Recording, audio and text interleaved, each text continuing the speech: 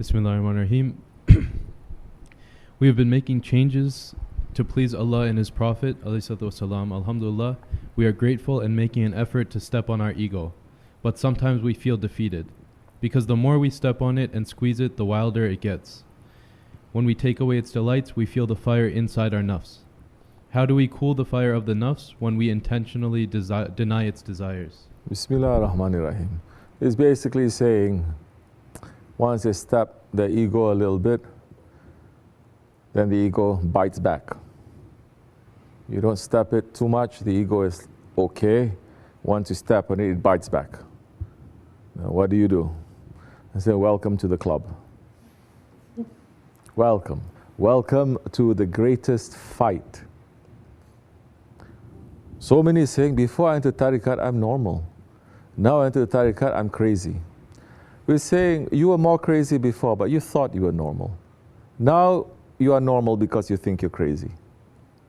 You understand? It's like a person who says, before I entered into the hospital, I was the most healthy person.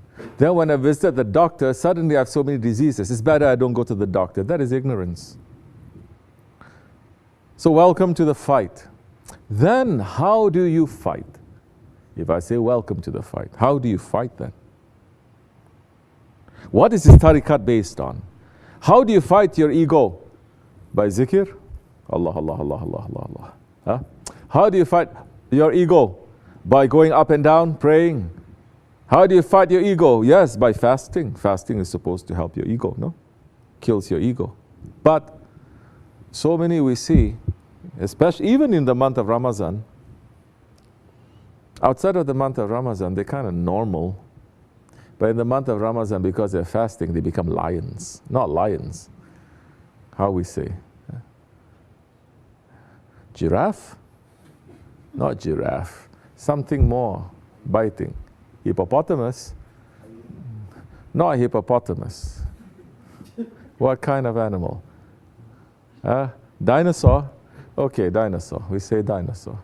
In the month of Ramadan, because they don't eat, they become dinosaur.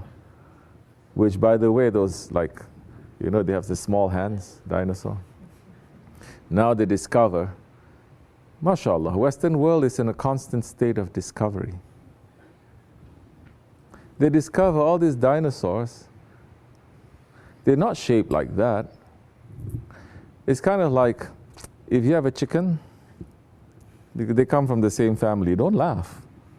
Dinosaur come like chicken family. Like you have a chicken and the chicken die and you bury the chicken.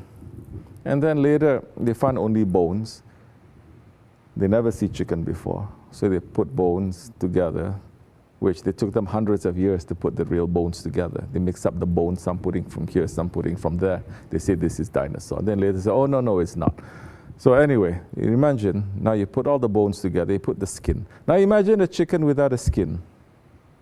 I mean, without the feathers, just the skin, like that. And you say, oh, a terrible creature. Now they're discovering these dinosaurs, they have nice feathers. They look nice, they look beautiful. And they don't roar. They're like chicken, they chirp. So many things to discover, mashallah. If I say, if those are the chickens, imagine the mankind at that time, no? Because nowadays chickens is like this, the man is big. Imagine that time.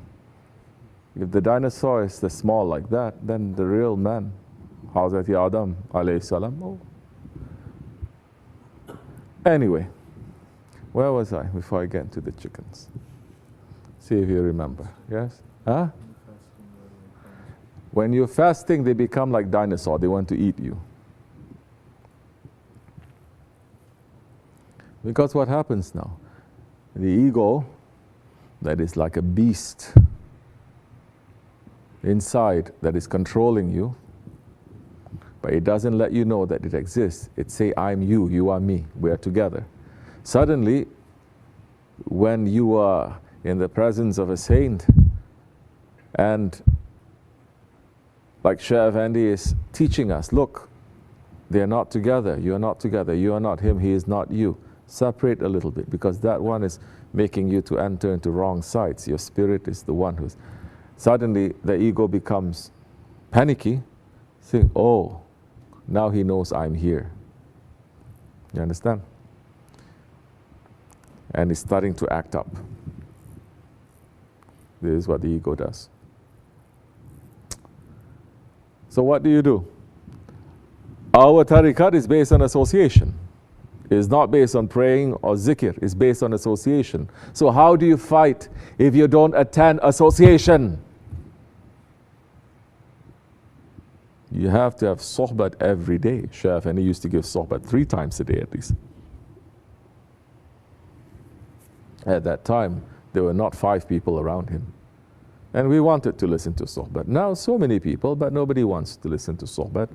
Once a week, time sohbat comes, half of you empty yourself. Oh, I'm very busy, Yani. I'm going to go. Once a week, sohbat. So I say, no need. Now I'm going to see who needs sohbat, that one. But that one is very far away. It's okay. I traveled to go to see that one. I give sohbat.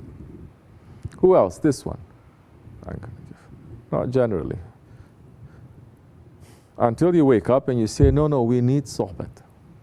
Because with the sohbat, like what Shaykh Effendi says, it is ammunition against to your ego, against to your shaitan. If you don't have the ammunition, even if you have the best machine, weapons, it's useless, right? So you have to attend the sohbat, you have to sit, you have to listen, you have to ask, you have to participate. You have to put in your life and you have to see. But is it going to be difficult? Yes, it is. That's the beginning stages. The ego is waking up. Now it's like, it's realizing, you shine a flashlight on it and you see it's there. Now it's going to attack you a little bit more. Listen to sohbat. Be around your shaykh, be around those ones. Slowly, it doesn't mean that to be around means immediately you're going to copy. Immediately you're going to do everything correct just because you feel that you are very passionate at that time. That is not too good to do, because after a while you're going to get tired.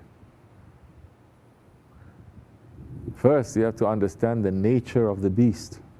Understand the nature of your ego. Even before you fight, how stupid it is. You don't know your enemy and you're fighting your enemy. You don't know your enemy and you're fighting your enemy. You only fight your enemy when you know him. People spend years, decades studying their enemy before they fight. Suddenly you just want to fight. Do you know are you studying? Are you understanding? Do you know what makes him to come from here? What makes him to come from the back? What makes him to come from the top, from here? Because you think it's here, but it's from behind. You think it's here, it's over here. It's hundreds and thousands of tricks and traps. Trapping you. Tricking you.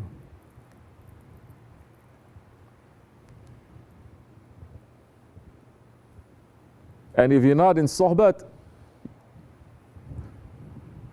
you will think, oh, I got it already. I understand. It's like this, I understand. I don't need sohbat. And you go. But our ego is worse than a virus. It mutates. It changes. It starts changing according to the situation. You don't think it is a virus. You don't think it is your ego, but it has already changed into something else. You think you're okay, you got it, but it's attacking you and it's undermining you. If you are in constant sohbat, the shaykh is looking, he's scanning, and he's saying this one is sick from here, from this, from this, from this, from this. Then the sohbat, it will address that. If you are looking, you'll be able to take. If you don't know, you're not looking and you don't know, but you have that from the sohbat that you're listening properly, you say, he's speaking about me a little bit. I have that. Let me try to fix it. Let me try to fix it. Don't be stubborn. Fix it a little bit. You fix yourself, you listen, is not going to affect the shaykh. It's not going to make his station to rise high or station to go down. If the whole world praises the Prophet ﷺ, it doesn't raise his station. If the whole world, everything in creation curse at him, astaghfirullah, hasha, it will not drop his station. Everything in creation worship Allah is not going to make Allah greater. Nothing that he has created is worshiping him is not going to make him smaller. Do you understand? It is for us to come into our own reality,